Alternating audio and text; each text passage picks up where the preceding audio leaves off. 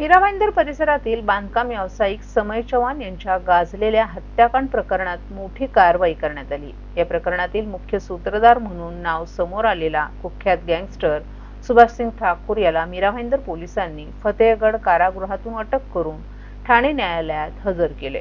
ठाणे न्यायालयात सुभाषसिंग ठाकूरला मोठ्या पोलीस बंदोबस्तात सादर करण्यात आलं। 26 फेब्रुवारी 2022 रोजी भरदिवसा बांधकाम व्यावसायिक समय चव्हाण यांची गोळी झाडून निर्घृण हत्या करण्यात आली होती।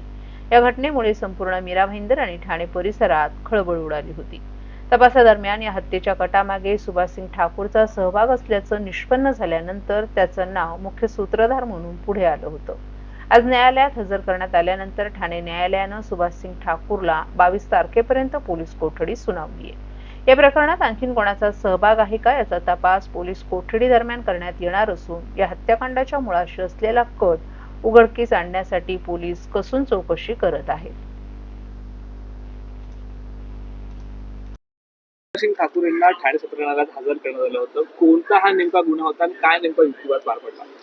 आज सुभाषसिंग ठाकूर या आरोपीला समय चव्हाण मर्डर केस विरार पोलीस स्टेशन या मोका केसमध्ये आज रिमांड कामी हजर केला असता त्याच्यामध्ये त्यांचा महत्त्वाचा रोल आहे। ती समय चव्हाणला मारण्याची सुपारी त्यांनी दिली होती, त्यांच्याकडे दिली होती असे आरोप आहे त्यांच्यावर। त्याकरता त्यांना आज कोर्टासमोर हजर केले असता आम्ही त्याच्यामध्ये तपासकामी आरोपीची पोलीस कस्टडीची 7 दिवसाची मागणी केली होती। तपास अधिकारी एस.ए.पी. बल्लाळ साहेब स्वतः हजर होते, त्यांनी देखील कोर्टात आमची बाजू मांडली। त्यामध्ये आरोपींनी गुन्हा करताना जे काही मोबाईल फोन्स वापरले ते फोन कुठे डिस्पोज ऑफ केले, वेपन कुठे डिस्पोज ऑफ केलं आणि अखिलेश तिवारी म्हणून जो आरोपी आहे, आरोपी नंबर 13 यांनी ती वेपन या आरोपीच्या सांगण्यावरून डिस्पोज केली अशी आम्हाला माहिती आहे। त्याकरता त्याची पोलीस कस्टडीची मागणी केली, जी कोर्टाने आम्हाला मंजूर केली। 22 डिसेंबरपर्यंत आरोपीला पोलीस कोठडी मंजूर करण्यात आलेली आहे। काय नेमके नवे खुलासे होतील? काय वाटतं? जे शस्त्र वापरण्यात आलं होतं, मोबाईल फोन असेल किंवा जी पैशांची काय नेमकी खुलासे होतील? यामध्ये आम्हाला पैशाची जी देवाणघेवाण झालेली आहे त्या देवाणघेवाणमध्ये यांना किती पैसे मिळालेले आहेत, एक्झॅक्ट किती अमाऊंटचे कॉन्ट्रॅक्ट होतं ते समय चव्हाणला किल करण्याचं याचा खुलासा होण्याची शक्यता आहे। त्याचप्रमाणे वेपन डिस्पोजलची खुलासा होण्याची शक्यता आहे। ॲज वेल एज यामध्ये अजून कोणी इन्व्हॉल्ड आहे का? आतापर्यंत 14 आरोपी निष्पन्न झालेले आहेत, अजून कोणी आरोपी इन्व्हॉल्ड आहे का हे देखील निष्पन्न होण्याची शक्यता आहे। त्यामुळे कोर्टाने आम्हाला सफिशियंट पोलीस कस्टडी दिलेली आहे। पुढची तारीख नेमकी केव्हाची दिलेली आहे आणि काय नेमका युक्तिवाद केला? 22 डिसेंबर पुढची तारीख दिलेली आहे, त्या दिवशी त्यांना कोर्टासमोर हजर करणार आहे।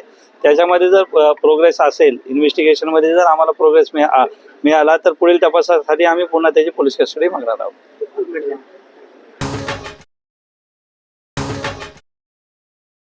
सर्व नागरिकांना आवाहन करण्यात येत आहे की सध्या डासांमार्फत पसरणाऱ्या डेंग्यू या आजाराचा प्रसार रोखण्यासाठी प्रत्येकाने पुढीलप्रमाणे कार्यवाही करावी। डेंग्यू आजार एडिस इजिप्ती हा डास चावल्याने होतो। या डासांची पैदास साचलेल्या किंवा साचवलेल्या स्वच्छ पाण्यामध्ये होते। 8 दिवसांपेक्षा जास्त दिवस पाणी उघडे व साचून राहिल्यास त्यात डास अंडी घालतात। अंड्यांच्या अळ्या तयार होऊन पुढे डास तयार होतात। यासाठी आपल्या घरातील पाणीसाठे उदाहरणार्थ बॅरल्स, पिंपे, टाक्या, हौद, रांजणे इत्यादी दर आठवड्याला रिकामे करून घासून पुसून कोरडे करून पुन्हा भरावे। 1 दिवस कोरडा दिवस म्हणून पाळावा। पाणी साठ्यांना घट्ट झाकणे बसवावीत किंवा जुनी साडी, चादर, धोतर यांनी बांधून झाकून ठेवावीत, म्हणजे डास त्यात जाऊन अंडी घालणार नाहीत। घराच्या गच्चीवर, आजूबाजूला, अंगणात कोठेही पाणी साचू देऊ नये। भंगार सामान उघड्यावर टाकू नये, उदाहरणार्थ टायर्स, प्लास्टिक सामान, कुंड्या, टाकाऊ वस्तू इत्यादी। अशा सामानात पावसाचे पाणी साठून त्यात डेंग्यूच्या डासांची पैदास होते। घरातील कूलर्स, फ्रीजच्या पाठीमागील ट्रे हे देखील वेळोवेळी कोरडे करावेत। लक्षात ठेवा, नुसत्या फवारणीने डास घनता कमी होत नाही, तर त्यासाठी डास पैदास ठिकाणे नष्ट करणे ही आपल्या सर्वांची जबाबदारी आहे। कोणताही ताप अंगावर न काढता जवळच्या शासकीय रुग्णालयात मोफत औषधोपचार घ्या। अशा प्रकारे नागरिकांनी सहकार्य केल्यास डेंग्यूचा प्रसार रोखणे सहज शक्य आहे।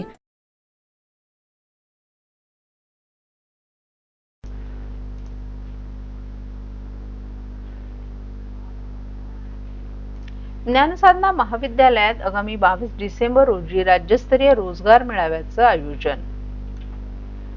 आधुनिक ठाण्याचे शिल्पकार स्वर्गीय सतीश प्रधान यांच्या प्रथम पुण्यस्मृती दिनानिमित्त 28 नोव्हेंबर ते 29 डिसेंबर या कालावधीत अक्षतांजली संकल्पनेअंतर्गत विविध उपक्रम राबवण्यात येत आहेत. या उपक्रमाअंतर्गत ज्ञानसाधना महाविद्यालयात 20 डिसेंबर रोजी सकाळी 9 ते संध्याकाळी 4 या कालावधीत भव्य राज्यस्तरीय रोजगार मेळावा आयोजित करण्यात आल्याची माहिती महाविद्यालयाचे प्राचार्य गणेश भगुरे यांनी एका पत्रकार परिषदेत दिली आहे. यावेळी ज्ञानसाधना संस्थेचे अध्यक्ष कमलेश प्रधान, सहाय्यक प्राध्यापक डॉक्टर उषावती शेट्टी, ज्ञानेश्वर देवरे आणि लिओ क्लबचे तेलवणे आदी उपस्थित होते.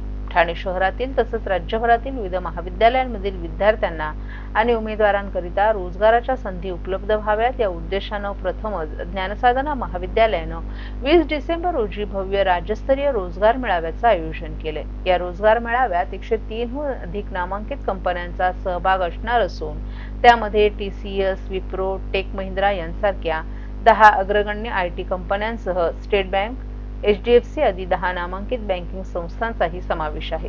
5 संस्था फार्मा कंपनी, 15 संस्था विमा क्षेत्रातील, 10 संस्था ई-कॉमर्स तर 30 संस्था BPO आणि KPO क्षेत्रातील असणार आहेत. या मेळाव्यात 12वी, पदवीधर तसंच पदव्युत्तर शिक्षण पूर्ण केलेल्या उमेदवारांकरिता बहुतांश कंपन्यांकडून इंटर्नशिप, कायमस्वरूपी तसंच तात्पुरत्या रोजगाराच्या संधी उपलब्ध होणार आहेत. मेळाव्यात सहभागी होणाऱ्या उमेदवारांना रिझ्यूम तयार करणं, कॉर्पोरेट शिष्टाचार तसंच मुलाखतीस सामोरे जाणं यांसारखी उपयुक्त कौशल्य आत्मसात करण्याची संधी देखील मिळणार आहे.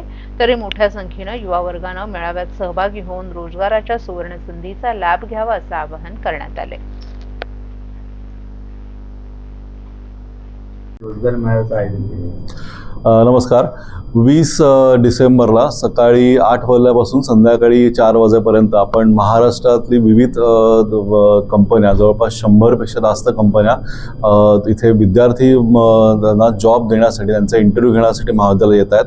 सो अशा प्रकारचा जर आपण हे पहिल्यांदाच उपक्रम आयोजित करतो आहोत. सो हा उपक्रम आयोजित करण्याचा एकच उद्देश आहे की फक्त ठाण्यातले असं नाही, मुंबईतलं पण नाही, तर महाराष्ट्रातल्या विविध महाविद्यालयातील विद्यार्थी जे ग्रॅज्युएट झालेले आहेत किंवा जे ग्रॅज्युएशन आत्ता करता आहेत किंवा ज्यांचं ग्रॅज्युएशन झालं आहे किंवा काही वर्षाचा त्यांना अनुभव आहे कामाचा, असे कुठलेही विद्यार्थी पण या जॉब फेअरमध्ये येऊ शकतात, त्यांना इंटरव्ह्यू देऊ शकतात आणि त्याचा त्यांना डेफिनेटली करिअरमध्ये जास्तीत जास्त मुलांना याचा फायदा होऊ शकेल. मूळ कल्पना अशी आहे की नुसतं आपण जॉब फेअर आयोजित करतो पण त्याचं नियोजन करणं हे एकट्या दुकट्याचं काम नाही आहे. रादर ते जे टीम वर्क म्हणून केलं जातं. तर सतीश प्रधान ज्ञानसाधना महाविद्यालय नुसतंच असं एकट्या इंडिव्हिज्युअल म्हणून नाही, तर 2 संस्था, 2 ऑर्गनायझेशन आपल्याबरोबर जॉईंट झालेले आहेत. सो मी त्यांना विनंती करतो की स्टेप बाय स्टेप तुम्ही सगळी डिटेल्स सविस्तर माहिती द्यावीत.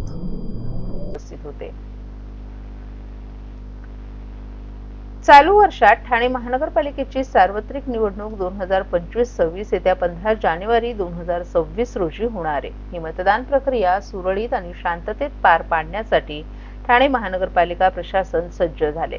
निवडणूक आचारसंहिता लागू होताच महापालिका आयुक्त सौरभ राव यांच्या आदेशान्वये अतिरिक्त आयुक्त प्रशांत रोडे यांनी महापालिका निवडणुकीच्या पूर्वतयारीचा आढावा घेतला.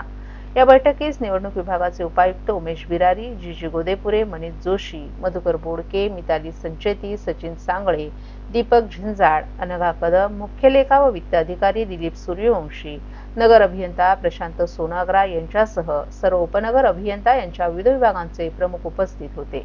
ठाणे महानगरपालिका सार्वत्रिक निवडणुकीसाठी एकूण 33 प्रभाग असून एकूण मतदारांची संख्या 16,49,867 इतकी आहे.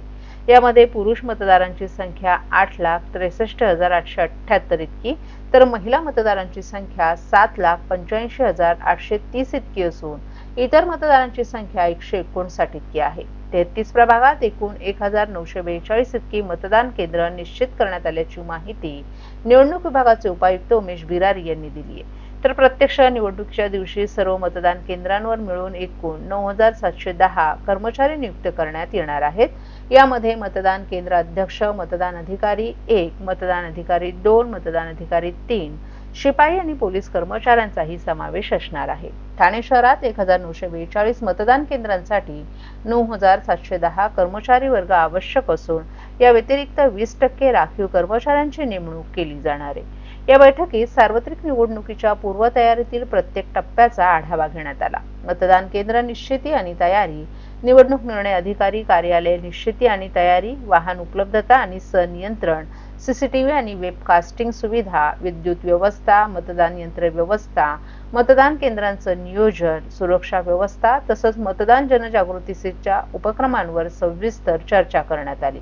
निवडणूक अधिकारी यांची कार्यालय, मतदान केंद्र, मतमोजणी केंद्र, सुरक्षा कक्ष, मतदान साहित्य वाटप आणि स्वीकृती केंद्र आदी ठिकाणी सीसीटीव्ही सुविधा तसंच अतिसंवेदनशील मतदान केंद्र, अतिसंवेदनशील भागातील निवडणूक निर्णय अधिकारी यांची कार्यालये आदी ठिकाणी आवश्यकतेनुसार वेबकास्टिंग सुविधा उपलब्ध करून देण्याच्या सूचना यावेळी संबंधित विभागाला देण्यात आल्या.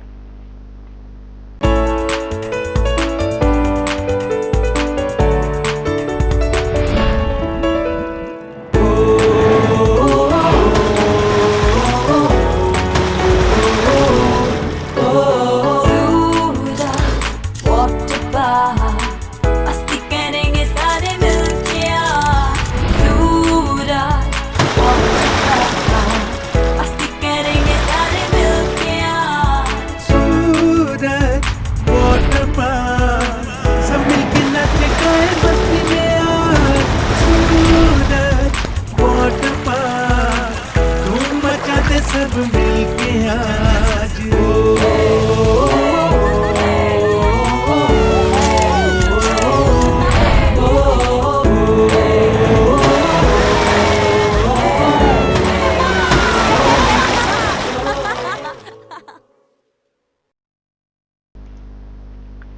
राज्यात सिकल सेल नियंत्रण कार्यक्रम 2008 पासून आदिवासी आणि दुर्गम भागात प्रभावीपणे राबवण्यात येत असून या कार्यक्रमाच्या अनुषंगाने ठाणे जिल्हा सिकल सेल जनजागृती सप्ताह 11 ते 17 डिसेंबर या कालावधीत राबवण्यात येत आहे. हा उपक्रम जिल्हाधिकारी डॉक्टर श्रीकृष्ण पांचाळ व मुख्य कार्यकारी अधिकारी मनोज रानडे यांच्या मार्गदर्शनाखाली सुरू आहे. या कार्यक्रमाची प्रभावी अंमलबजावणी जिल्हा शल्य चिकित्सक डॉक्टर कैलास पवार आणि जिल्हा आरोग्य अधिकारी डॉक्टर गंगाधर परगे यांच्या अधिपत्याखाली करण्यात येत आहे. ठाणे जिल्ह्यात सध्या 114 सिकल सेल रुग्ण असून 1857 वाहक आढळून आलेत. सिकल सेल जनजागृती सप्ताहाच्या अनुषंगाने आतापर्यंत एकूण 2810 तपासण्या करण्यात आल्या असून त्यामध्ये 2 वाहक आणि 1 सिकल सेल बाधित रुग्ण आढळून आलाय. या जनजागृती सप्ताहाअंतर्गत नागरिकांमध्ये सिकल सेल आजाराविषयी माहिती आणि जागरूकता निर्माण करण्यावर भर देण्यात येणार असून मोफत सॅल्युबिलिटी चाचणी, इलेक्ट्रोफोरेसिस आणि HPLC तपासणी, सिकल सेल रुग्णांना मोफत औषधोपचार, समुपदेशन, नियमित आरोग्य तपासणी, गरजेनुसार रक्त संक्रमण तसंच टेलिमेडिसिनद्वारे तज्ञ डॉक्टरांचा सल्ला अशा विविध सुविधा उपलब्ध करून देण्यात येत आहेत. जिल्हा आरोग्य अधिकारी डॉक्टर गंगाधर परगे यांनी सिकल सेल हा एक अनुवंशिक आजार असून तो आईवडिलांकडून अपत्यांमध्ये संक्रमित होत असल्याचं सांगितलं. त्यामुळे विवाहापूर्व सिकल सेल तपासणी करणं अत्यंत आवश्यक आहे. वाहक किंवा वाहक रुग्ण विवाह टाळल्यास सिकल सेल आजाराचा प्रसार मोठ्या प्रमाणात रोखता येऊ शकतो.